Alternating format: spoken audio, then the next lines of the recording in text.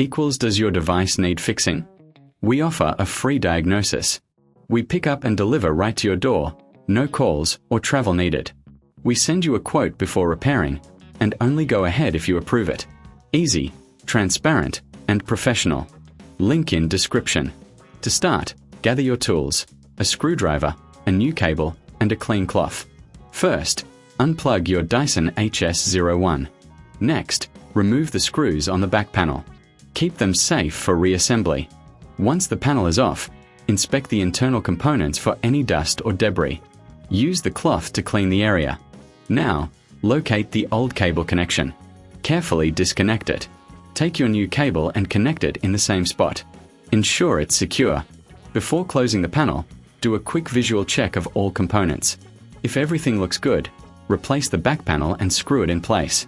Remember, if you need help, we offer professional diagnosis without obligation. Plus, enjoy pickup and delivery at your home.